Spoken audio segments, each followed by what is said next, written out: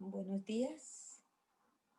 Voy a leer el libro de los Hechos, capítulo 4, del versículo 31 al 36.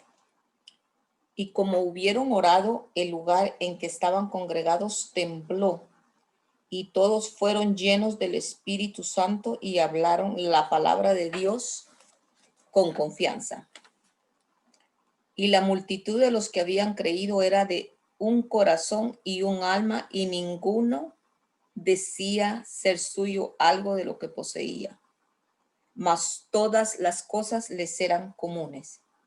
Y los apóstoles daban testimonio de la resurrección del Señor Jesús con gran esfuerzo, y gran gracia era en todos ellos, que ningún necesitado había entre ellos, porque todos los que poseían heredades o casas, vendiéndolas, traían el precio de lo vendido y lo ponían a los pies de los apóstoles, y era repartido a cada uno según que había menester. Entonces José, que fue llamado de los apóstoles por sobrenombre Bernabé, que interpretado hijo de consolación, levita natural de Cipre, como tuviese una heredad, la vendió y trajo el precio y púsolo a los pies de los apóstoles. Dios nos está relatando por medio de los apóstoles que escribieron el Nuevo Testamento, que es los Hechos. Si no me equivoco, fue Pablo quien escribió este libro. Nos dice claramente que todos los que habían creído en ese momento en el nombre de Jesucristo como Salvador, lo habían hecho de corazón, en un mismo espíritu, en una misma alma, y que todo lo que tenían fue juntado para beneficiar a los necesitados o a los que tenían algún menester. Nos están hablando de que había una coinonía, nos están hablando de que había unión espiritual en Cristo. Muy lindo lo que sucedió en aquel entonces, pues daban testimonio. Los que tenían más posesiones las vendían y los traían a los pies de los apóstoles. No necesariamente era para los apóstoles, era para el bien de la iglesia. O sea que en aquel entonces sí se estaba viviendo la palabra según Dios lo había destinado. Se vivía la palabra conforme a la voluntad de Dios, se vivía la palabra conforme era lo correcto hacer. Hoy en día, desafortunadamente, las iglesias están por enriquecerse para poner unos palacios de iglesias, y los filigreses, algunos pasando necesidades, otros haciendo mercader con la palabra de Dios, otros vendiendo la salvación, otros mercadeando entre los feligreses a ver quién da más por el diezmo, quién da más por la ofrenda, o quién se suscribe al beneficio de los pastores y encargados para obtener beneficios espirituales. Pero sin embargo, la palabra es tan real que no está hablando de absolutamente nada de beneficios, ni para los apóstoles, ni para los pastores, ni para los que están a cargo de alguna posición X, ni para tener templos extravagantes llenos de oro. No, no, no, no. Todo lo contrario. Bien claro lo dice la palabra acá.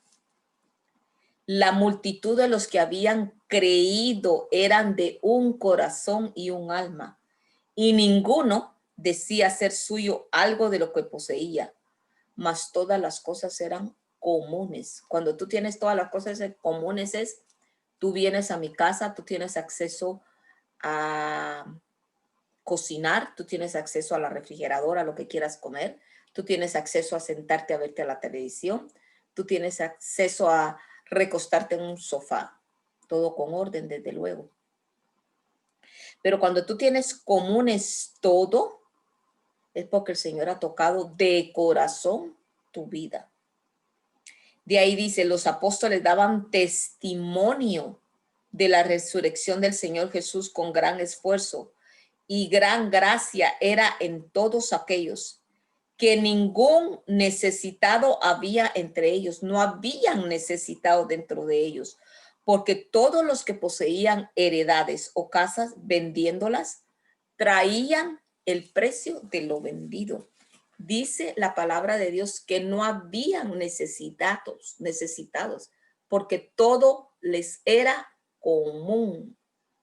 En aquel entonces, imagínate tú, que no había la tecnología, que no había la inteligencia que hay hoy, que no se obtenían los trabajos que obtenemos hoy, que sí había una economía buenos para algunos, pero no para todos. O sea, las cosas eran más difíciles. Y si en aquel entonces no habían necesitados, ¿cómo es posible que hoy tú vas a las iglesias y hayan necesitados? Y los que entre paréntesis han sido llamados a predicar la palabra con verdad y de nuevo, no están viendo las necesidades que tiene la iglesia. Yo no sé mucho de la palabra de Dios. Yo sé lo poquito que yo les doy es porque Dios me lo deja ver. Pero hago aclaración. No comprendo cómo es posible que algunos se hacen ricos hoy en las iglesias, y no estoy refiriéndome a una iglesia en específico.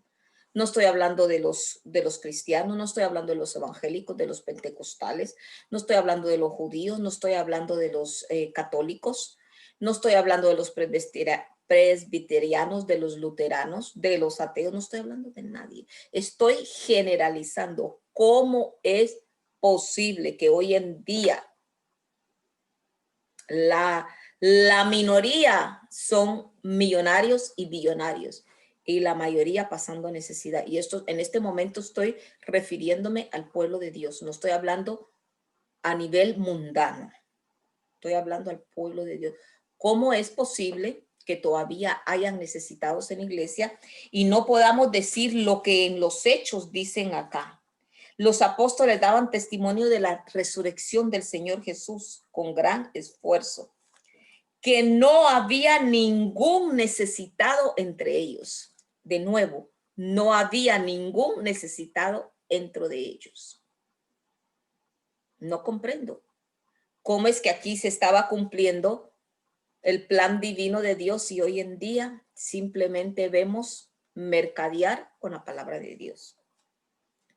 O sea, yo te voy a predicar la palabra y te voy a vender tu salvación y te voy a vender indulgencias.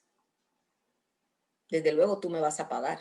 Y desde luego ese dinero no va para los feligreses, ese dinero se queda acá. ¿Tú te imaginas la indignación que Dios debe de tener en este momento? ¿Cómo es que están mercadeando con la palabra de Dios? ¿Tú te imaginas el desaliento que Dios tiene con los seres humanos que creó? Porque se están dedicando a vender la salvación. Están provocando la ira de Dios, blasfemando contra el Espíritu Santo, porque eso es blasfemar contra el Espíritu Santo. ¿Cómo es posible que nosotros nos pongamos a vender la salvación tan preciada que fue dada por medio de su Hijo Jesucristo en la cruz del Calvario, para que tú hoy tuvieras acceso al reino de los cielos de gratis? Tienes tu ticket de gratis. No tienes que comprar indulgencia, no tienes que comprar salvación, no tienes que estar mercadeando con los hombres y mujeres que están mercadeando con la palabra de Dios. Me parece una total indignación que todavía ni se den cuenta que están blasfemando.